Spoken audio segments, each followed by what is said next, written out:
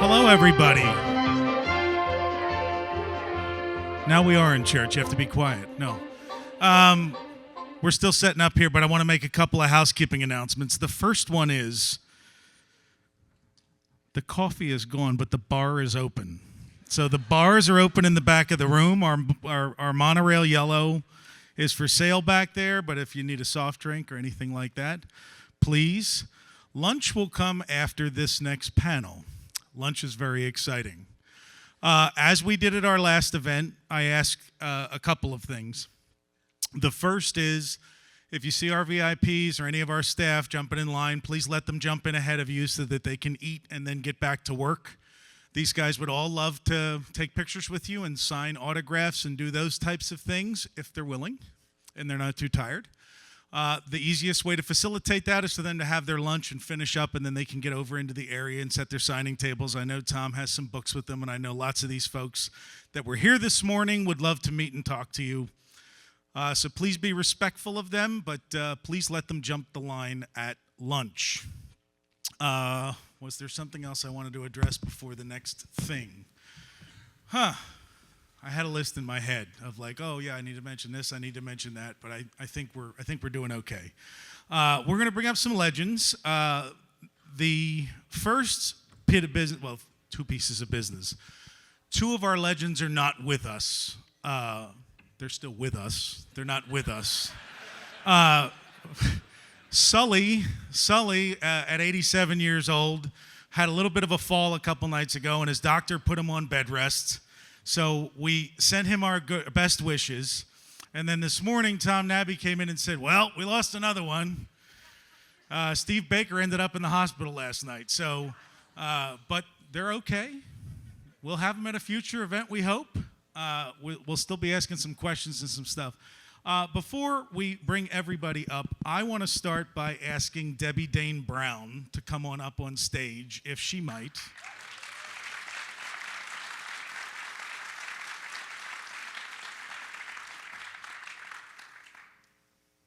Hi, Debbie.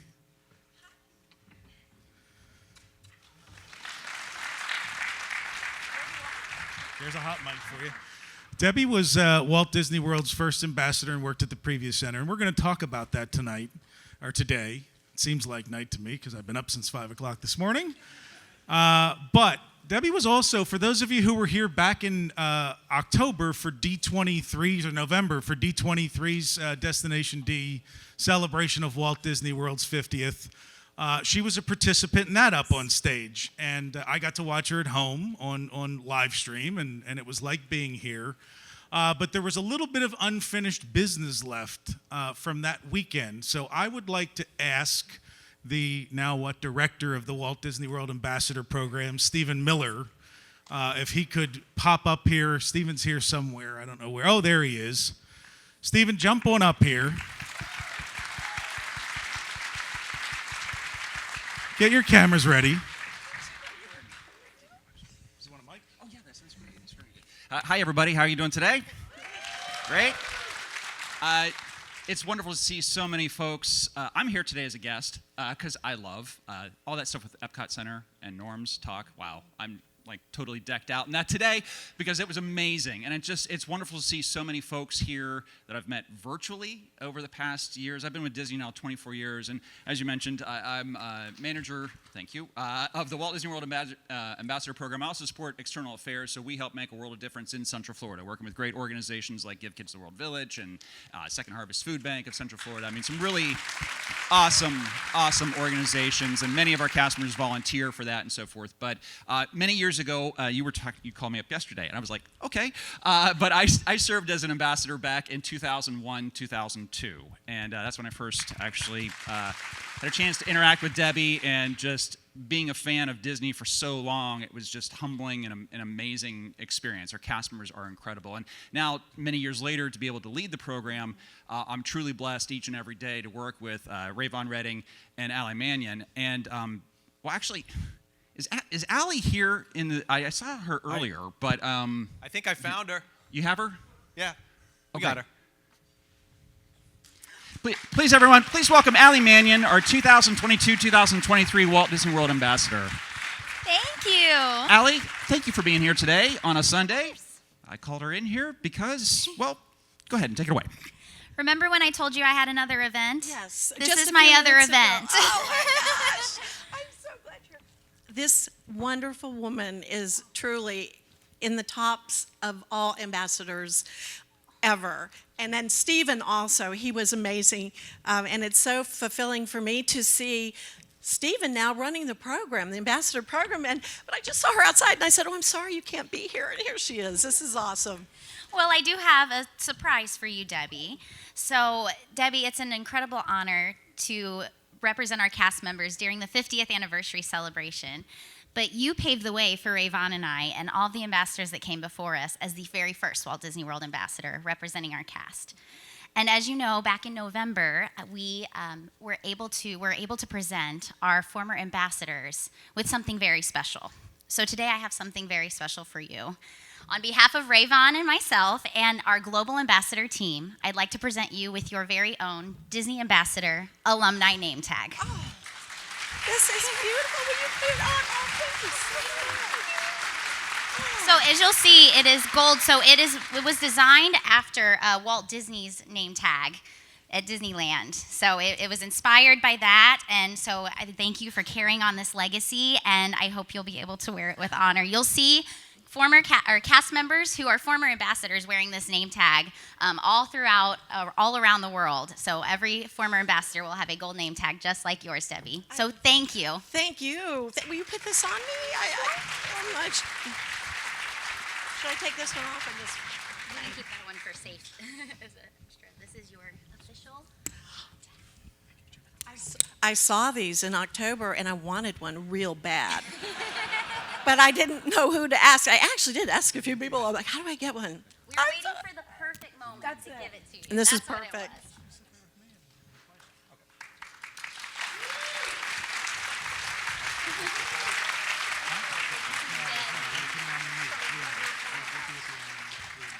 Thank you, everyone. Very good. Thank you. Thank you all so much. I'm so glad you got to meet Allie and that you met Stephen too, because they are such a blessing to me and a big part of my life. So that's awesome. I can't believe I got this. And whoever was that yesterday wanted to buy my name tag, you can't buy this one.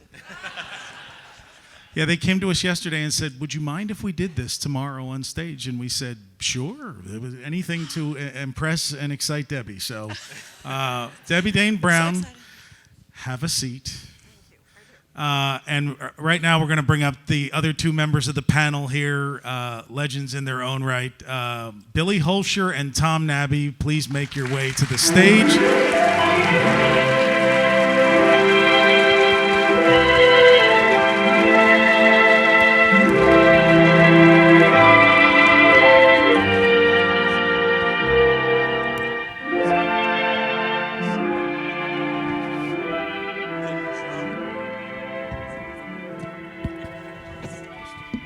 She just said, hi, boss. He's my boss. Hi, boss.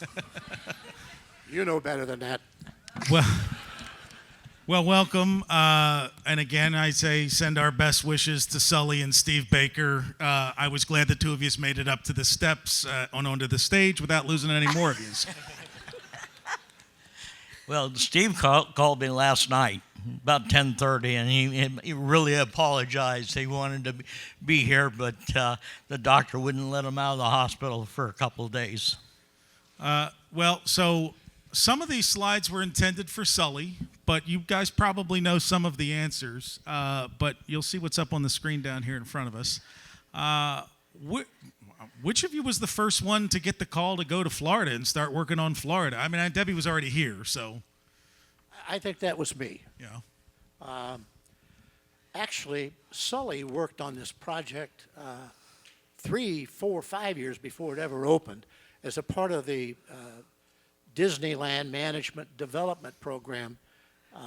Many of us were given special projects to work on with a group of other managers, and Sully's project was Project X that came to be Florida. And he studied this thing for about 16 weeks with a group of other people and made recommendations on where to put things. And then both of us were involved in a press preview in 1966, I believe it was. And we held it at the Ramada Inn in Ocoee. There's a reason for that. You Yes, held it that there, was right? the only place you could get a drink on Sunday in Orange County. But that wasn't for me. But the Ramada Inn, at that press preview, we had the governor and we had the whole Ramada Inn. Some of the guys from WED and me later went out and saw who was talking about Walt Disney World. And the guy who was doing all the talking about what was going to come was a gentleman named Mr. Clements. And he ran the Stuckey's store at 535 and I-4. And they were doing some work on the Travel Lodge and some of the other buildings that were going to open in the Motor Inn Plaza. So he became the official preview center for Walt Disney World. He said, yeah, there's going to be a big dome city over there, and there's going to be all kinds of traffic over here. And he was given regular tours about it, and the guys from WED just went nuts. And so we had the model that we used for the press preview at the Ramada Inn, and it was decided at that time that they would build a preview center and be able to use the movie that had been made where Walt had talked all about Epcot and what he wanted to do here in Central Florida. We could test merchandise. We could give people the full scoop of what was going to happen.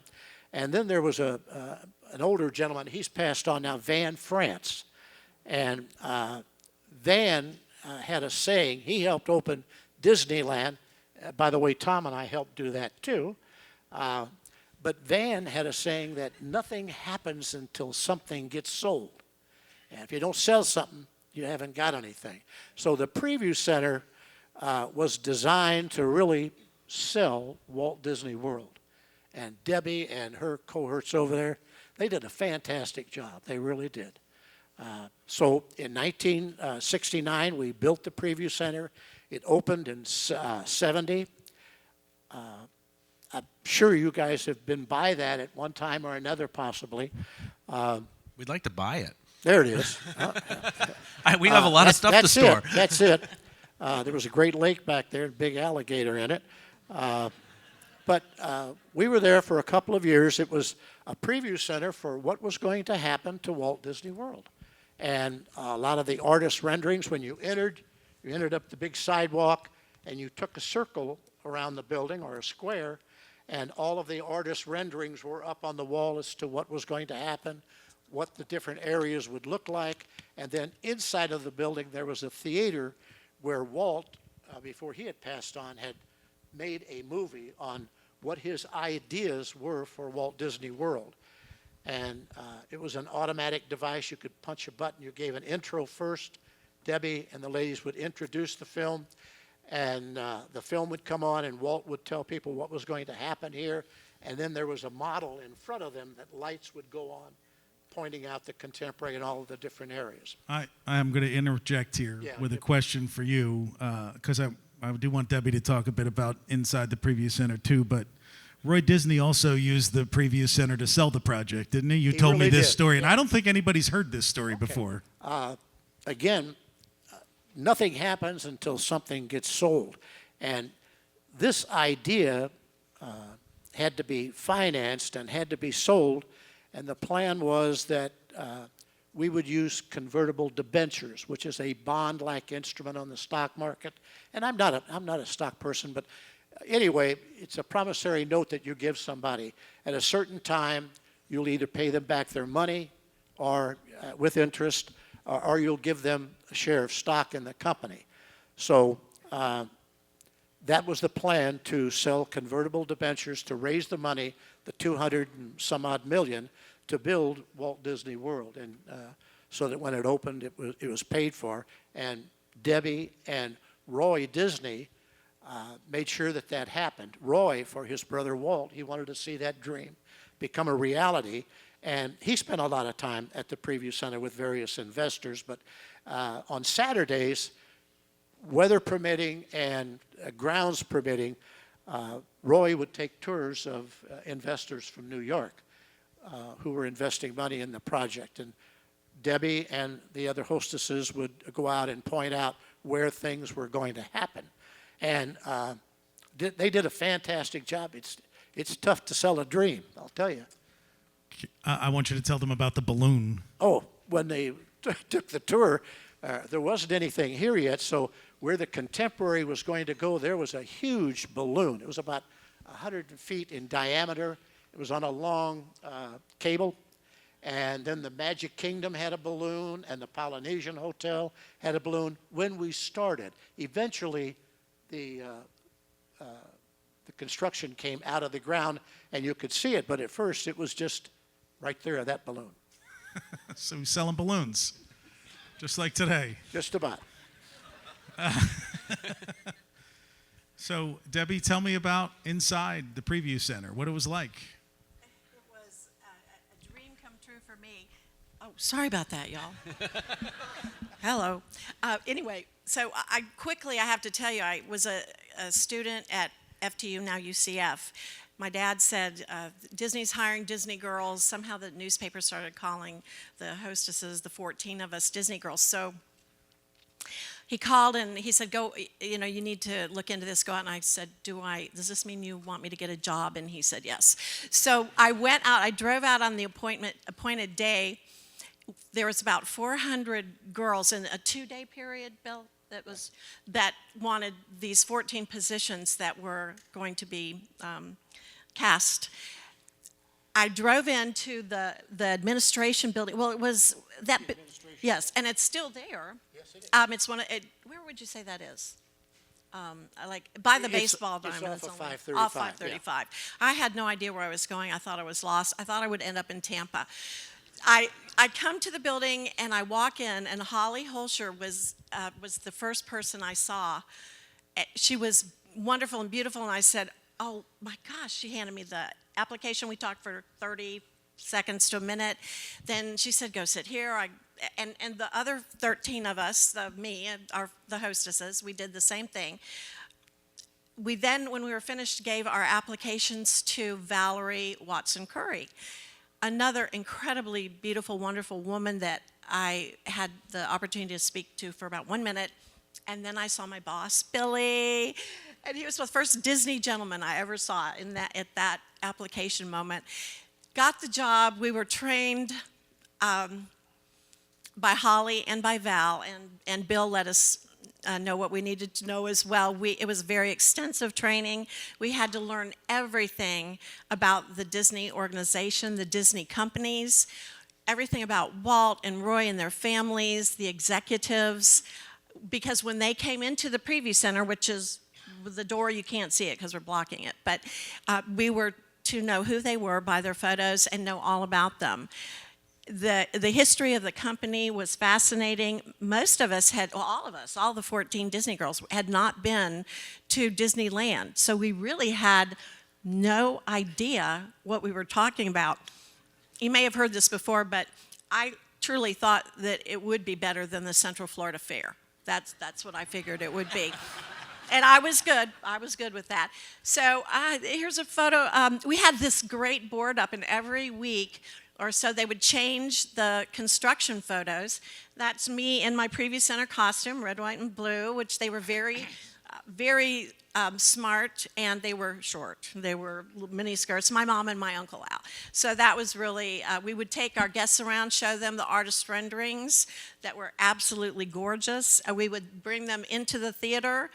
I loved the spieling time, and I loved our guests were so hungry for what is Walt Disney World going to be like. Am I going to want to bring my family back? Because really pretty much east of the Mississippi, folks did not go to Disneyland.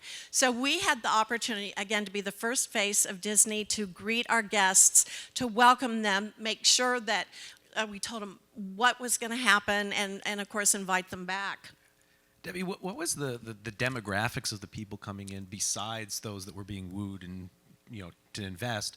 What were the demographics of the people just stopping by? Were they on vacation? Was it families? Was it individuals? What did you see? Yes, we had a great cross section. We had everybody in this room would have been perfect coming in.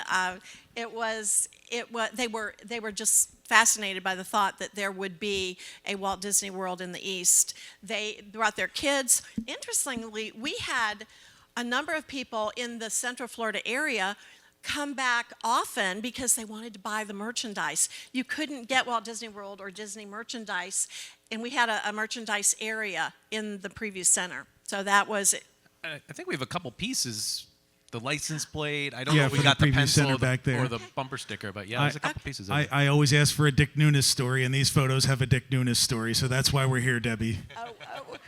Okay.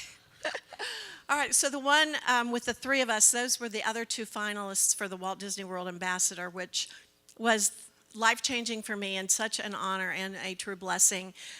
These gals are great, and we're in touch still to this day.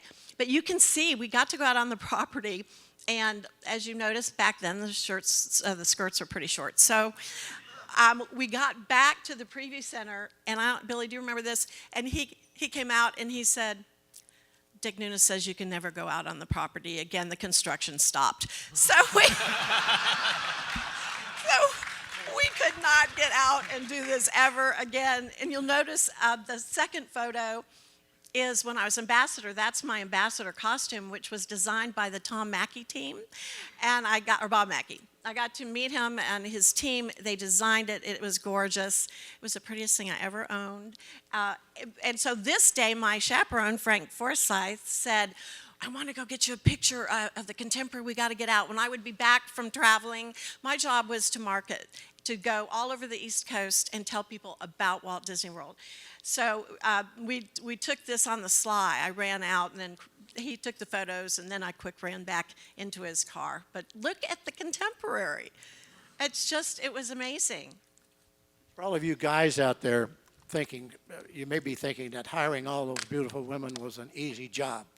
It wasn't. It was a tough job. But Debbie keeps talking, too, about the short skirts, and the ladies might remember 72, the short skirts. We kept telling them, put your shirt down. But a skirt, what you can do is you can roll it up here, and it makes it shorter down there. So that's what they would keep doing, too. He would get after us, though. He would come out, don't you put your skirt lower, please. Tom, there's your big moment there. Did we Well, dug this one up from the photo archives, I think, Yeah. by newspapers, yeah. I realize we're here to talk about Walt Disney World, but we got to sort of, my career started a lot earlier than that. So did Billy's. We both went to Anaheim High and opened Disneyland. The difference being is Bill was a ride operator and custodial, and I was a newspaper boy. And one of the deals is if you look at the front of the main gate, the merchandise stand on the left-hand side is called the newsstand. Okay, and back in 1955 and in 1956, they sold all the newspapers from all over Orange County, L.A., and that type of thing. And they had a newspaper called the Disneyland News, which was a monthly publication and went for 10 cents a copy, and it told all about the building of Disneyland and the what we call lessees at Disneyland or participants here at Walt Disney World would advertise in that. And I was an independent contractor. Okay, sold newspapers for 10 cents, and Joe and Ray Ahmet that had Castle News got 7 cents, and I got 3 cents out of the sale. And one of my jobs too was Joe and Ray would go through every paper every morning and pull out all the editorial sections and anything that talked about Disneyland, and I would carry that up to Eddie Meck's office. It was in the City Hall, and I developed pretty good relationships with publicity, and anytime they had a publicity shot, Eddie'd say, go get that redheaded kid, that Tom kid, and we'll use him in this shot. And the one on the right-hand side is one of those things. That's a 1955. It's before Tom Sawyer's Island. What I'm holding is 2 big bullfrogs. that they stocked in the rivers of America. So it was a publicity shot, and I think that one ended up in the Anaheim Bulletin. The shot next to it is Charlie Ridgway, who was our publisher, manager, and director of publicity here in 1972. Made the announcement we were going to build Tom Sawyer's Island. And anytime Charlie wanted a publicity shot about Tom Sawyer's Island, he'd show up with a straw hat, and he'd say, "Tom, I want you to pose in this hat." And so we went rounds and rounds on whether I'd wear the hat or not wear the hat. But this was during the construction of Tom Sawyer's Island and when the rivers of America was drained. So Walt Disney World is built. And there you are, Debbie. And this is, I believe, was an article written to promote the opening anniversary weekend special. But it wasn't really ready. Billy, the first thing when you and I chatted about it is you had trained 2,000 people, 1,200 people in Disneyland, but you had a whole other cast to train here and no program in place to do that. Bob is off, but the trams didn't work when we opened. The next slide, because Steve was going to be here, the parking lot manager. Yeah, but he got off the stage quick, didn't he? Bob, the trams, best laid plans of mice and men, were supposed to take guests from the main entrance to the transportation center to the main entrance to the Magic Kingdom, and they had used some little trams that had carried airplanes all around airplane stations all over the world, but they had never climbed the hills that go underneath of the bridge that connects Bay Lake and or Big Lake out in front. Okay, the lagoon, Seven Seas Lagoon. So the tram started out with about 8 cars on them and got into that tunnel or that bridge, underneath the bridge, and couldn't get out the other side. So the guests, we went to 7 cars. The tram still couldn't make it. And we went to 6 cars, and the trams made it. I think we got down to 2 cars, the trams made it. You talk about Nunes stories. I'm telling you, Nunes wasn't happy. And he used some really bad words about the guy that sold us those trams. And he wanted to, we had some, one of the things that I did too, I was responsible for recreation. We had some cruisers located at the Contemporary Hotel, one of them, and it was about a $200,000 Chris Craft cruiser. You could spend a night in the Contemporary, the next night on the cruiser. That was the plan. And we had one at the Polynesian, and Nunes got all hands out there at the Ticket and Transportation Center. We got to get guests to the Magic Kingdom. He said, "Where are those cruisers? Bring those cruisers." I said, "Take this. They're not. We got no way to load them over here." And he shook me a couple times, and so I got the cruisers. But I know you've all heard stories about him, but he was really a dynamo type of a guy. But anyway, we got the cruiser. We finally got all of the people over to the Magic Kingdom. But that's a good Bob Gurr story there. Bob didn't design that, by the way. it's not Bob's fault. And it was really nice at Disney World to recreate the experience for the 50th anniversary by not having trams for 2 years. There we go. Yeah. You could walk through the parking lot. Tom, I don't know if you know, I mean, you have a keen eye, so you probably picked up on it. In our opening video, speaking of transportation, we had 2 monorails. And we had going in the same direction. Yeah, we Very had, rare shot. We had 3, and one that wanted to run most of the time. But you could only operate it from one end. And so, in turn, depending on which direction we were running, you would have to look through the periscope and drive it in reverse all day. It wasn't until after Christmas that we got six trains. But, the story, we'd start with 22 trams, I think, in the morning. And by noon, we'd be down to maybe 3. Going and trying to get people from the parking lot into the main gate at the park was always a challenge. And what we would do is every afternoon, and every day was a learning curve here. Okay, on the operating side, on what we could do and what we could accomplish with what we had, and what was being repaired and getting ready to go. But every day around 4 o'clock, all of us in transportation, and our boss at that time was Pete Crimmings, we would sit down with the duty manager, and the duty manager was in charge of the park when the vice presidents were off. And we'd sit down with the duty manager and figure out how many trams we had, how many Osceola boats that were running, how many launches were running, how many float boats that we could get from the hotel, and calculate the theoretical capacity for that day. And then we'd look at the in-park count, and then we'd figure out, okay, it's 4 o'clock in the afternoon, there's 20,000 people stuff left in the park, and we can only move couple thousand people an hour, and this is when we went into what we call a slow close. And depending upon how many we figured out, whether it was we're going to close at 6 or 8 o'clock, because we had to get the people back to the parking lot. But those are some of the challenges that we went through back at opening. Maybe the memories of all having to talk about all that is what put Steve in the hospital, thinking that about those early days running the parking lots when the park opened. I put this one in here because we start off with Disney World is ready, it's open. Tomorrowland really wasn't ready or open. There were parts of the park that weren't finished.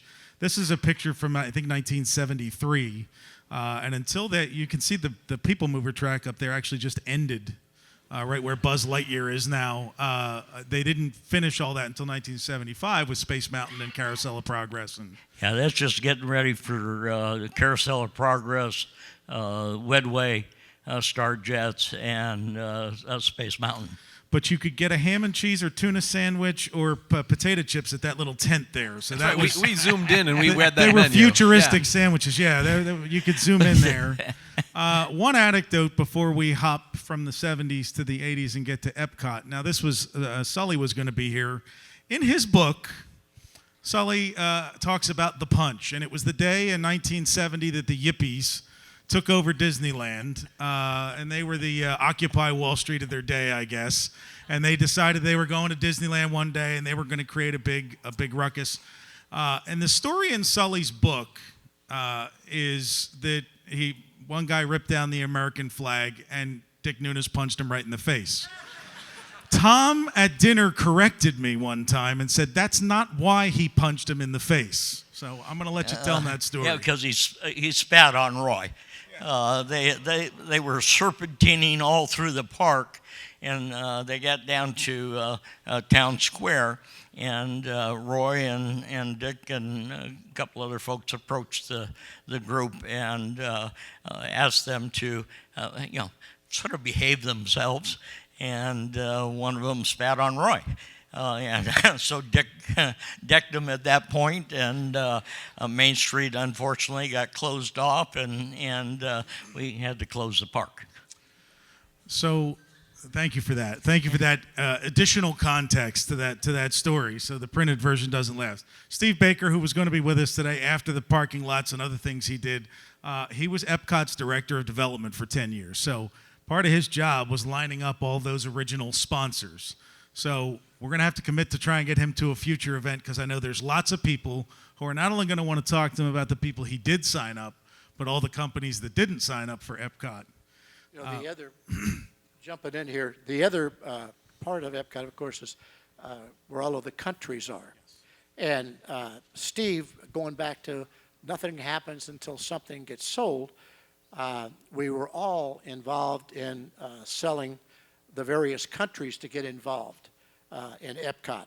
So my country was the Netherlands, and I got to meet Princess Marguerite, and the strategy was in selling a Disney project, if you've seen the movies how Walt tried to sell them, we would bring countries in and talk to them that it would be a wonderful thing if they opened a pavilion here at Epcot and Future World. The thing that we would like them to do is to give us $50,000, and we would give them a concept on paper. And then if they liked the concept that told the story of their country, the food, the tourist spots and everything, and if they liked that concept, they would give us $250,000, and then we would give them some hard plans from which they could measure how much the cost was going to be, and whether it was 10 or 15 millions. But Steve did one hell of a job of selling things. He was a super salesman, but that was how we got the countries involved. Yeah, I think one of Steve's accomplishments for the opening of Epcot, yeah, him and Dave Pritchett put together the simultaneous landing of Air France and the British Airway at McCoy. And The Concords, yeah. Concourse, yeah. Yeah, and they circled the park before they went in and landed. That was just spectacular.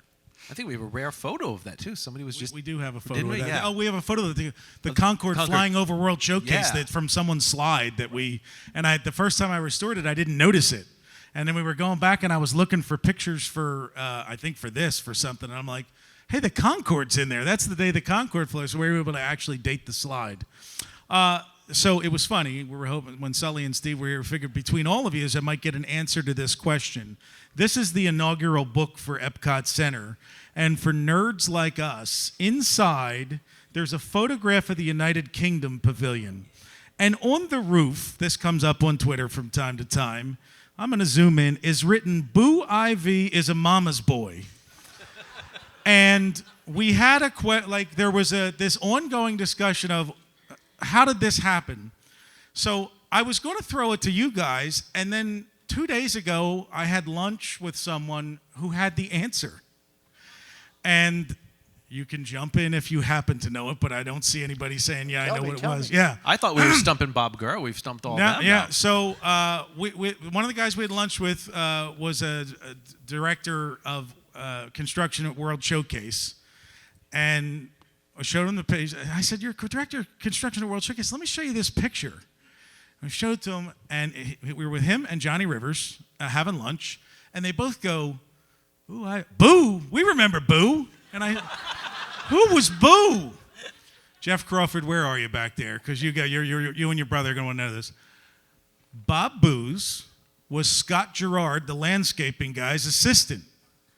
And the story we were told was that there was the construction guys, the union construction guys hired by Tishman, and then there was the WED people. And the WED people didn't do things like go into Spaceship Earth without their hard hat on, or the union guys might drop a bolt on them from 3 or 4 stories up. It was just, there was their turf and their turf. And they said, looking at the picture, they said, I don't know the story, but Boo must have done something to piss off the guys building the United Kingdom Pavilion. So that is the story behind Boo Ivy as a mama's boy, and I'm sure Hal Bowers is already working on a shirt that says Boo Ivy is a mama's boy. But Epcot, We worked hard, we partied hard. So, Epcot, we saw it a little earlier when Norman was up here. I don't know if you fully appreciate with this crowd just how remarkable that park is, how unique it is, how much it left an impact on people. You were building something that had never been done before and has never been done since. And from your side of the operation, what was that like? Well, that Epcot and World Showcase, that's kind of a result of WED trying to work that city of the future out. And when it became evident that people wouldn't want to play the game of owning a home, but you don't really own it in a city of the future, the thought germinated, and it came into, why don't we see if we can't have Future World, and let's try to find out what the problems are all over the world, and then have World Showcase, and we will hire a bunch of people to staff those pavilions, and those people will learn about tourism and the places to run it, and they will have worked here, and you'll have some people who can stay on the property from all over the world, and we can try to figure out the problems of the world that Walt wanted to do and solutions for them, but then transfer that information to people coming here as a visitor. I think they had given up on single-family homes at that time. Too bad. I understand they're going to get back in that business now in California. I know, Tom, you've talked about building Epcot before. I'm sorry. I said I know you've talked about building Epcot before. Every Well, piece. Epcot was a challenge, no question about it. We had just finished building Big Thunder, and I got a call and asked if I wanted to be involved in the Epcot project. Sully and Norm Burgess gave me a call, and I thought I was going to be a pavilion coordinator. They had other thoughts. They wanted me to run a warehouse in Orlando Central Park to keep track of what we call OFI, owner furnished items. Okay, and it was pretty much anything that Lake Buena Vista Construction was going to install. Most all the rides and everything were built in Tujunga and then bought off by the art directors, disassembled, numbered, put on a truck, and shipped to Florida. And depending upon where the construction was, is whether the truck went to the site or went to a warehouse for storage. And I had a crew of folks either meet the truck on the site, or in turn we'd offload it at the warehouse. And it was really interesting because the truck drivers didn't have any responsibility because they were locked loads. Okay, and some of the stories going, whatever was back there, it let go on the causeway, you know, and you'd open up the truck and you look at it, and it was just like Christmas, and you look in there and you go, okay, how did they get it in there? Okay, and the next question is, how the hell are we going to get it out of there without breaking it? And understand, this is a one-of-a-kind item. You can't go to Walmart and buy another one. Okay, so that was a challenge. We handled about $450 million worth of materials through the warehouse, and to the best of my knowledge, we didn't lose anything. Displaced a couple of junction boxes, but Got it. No, I'm just amazed at how much you saw. I remember we talked to you past, and you said there'd be a dinosaur one day. Like you said, Christmas. It was just amazing what would go through there. And I'm driving in one morning, and this truck comes hauling in, and he parks up to the warehouse, and he says, "I know this stuff's for you." And I'm going, okay. He says, because everything is in German. Okay. And so we opened up the back of the truck and found out it was a sheet folding machine for the Days Inn. But the guy knew it was going to go there because all the weird stuff goes to your warehouse.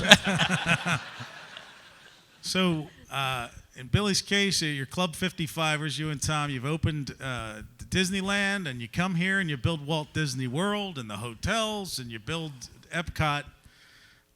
What's it like when you get to the end of the decade and they say we're going to build a third park and we're going to build Disney MGM a movie studio down here? Well, I had made a major career change after Epcot. I spent the first 25 years of my career in the rides and attraction side of the business. And when I got into the warehouse, I really liked that. And I had the opportunity in '84 when we went through the restructure of staying in the warehouse business. And so I had the involvement in almost all the growth on property.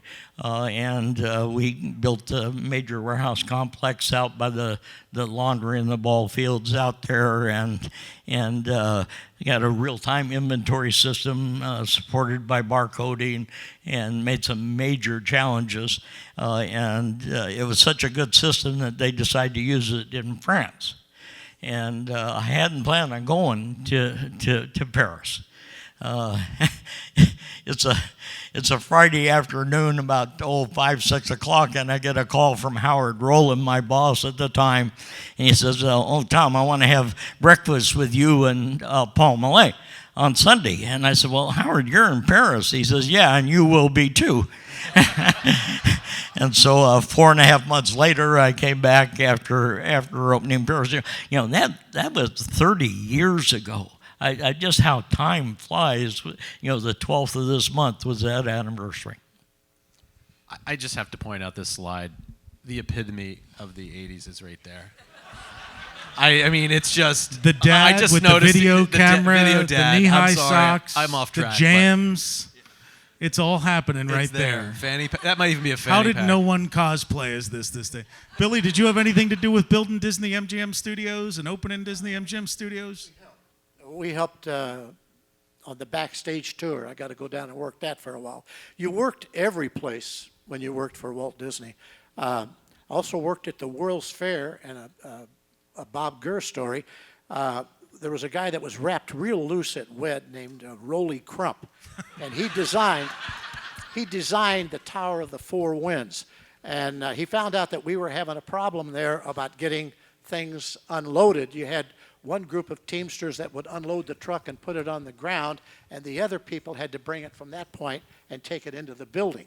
So they sent us a truckload of stuff, and when we opened it for the small world, it said, "Explosives, dangerous," and nobody would touch it.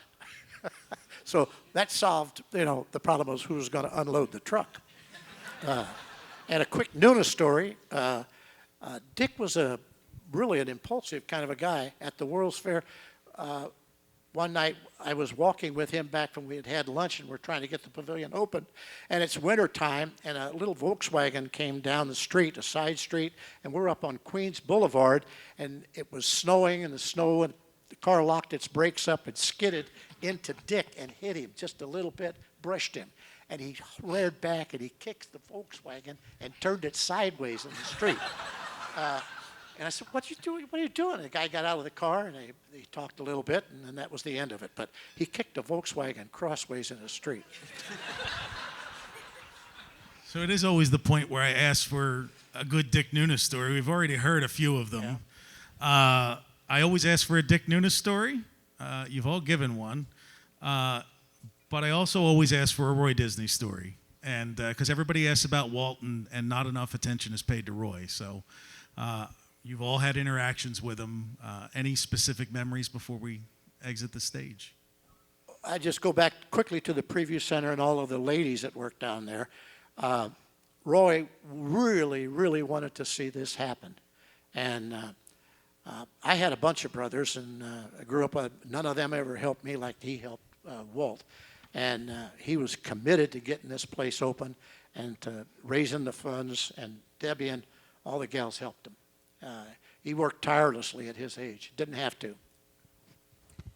When I came back from Disneyland, and my costume had been created by then, so I was officially the Walt Disney World ambassador. I was very honored to be invited to one of the 5 Disney cottages on Lake Tibet. How did you? Tibet. Roy said, "Why don't you come? We're having a barbecue." It was a Sunday afternoon, and he said, "Come out to our cottage." I was so nervous. I was totally out of my league because Roy was there, Edna was there, Don and Card and Dick, and you guys might have been there. But it was really a special moment, and I remember how wonderful Roy was. And I guess then the second thing would be Dedication Day. That was a really special moment to see him dedicate Walt Disney World. And just aside on that, I had the great honor, which definitely was not ever lost on me, of riding with Miss Lillian down Main Street and getting her to her seat for dedication. And she was a beautiful woman. Tom? Yeah, I had very little contact with Roy. I had the opportunity to give him a tour of the monorail shop, and one of the trains, both him and the Admiral Fowler came and went through there. I'm sort of looking at this group and going to one person that passed here just about a year and a half ago, Bob Matheson.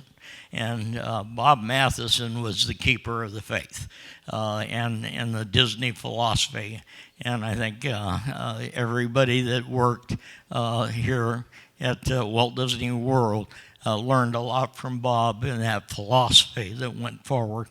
And that's one individual I really miss. I remember one conversation I had with him. He says, Tom, you're going to be one of the few people left to carry on the tradition, and you're chartered to do that. And that's why I enjoy doing these programs with you guys. Well, we appreciate it. We appreciate you.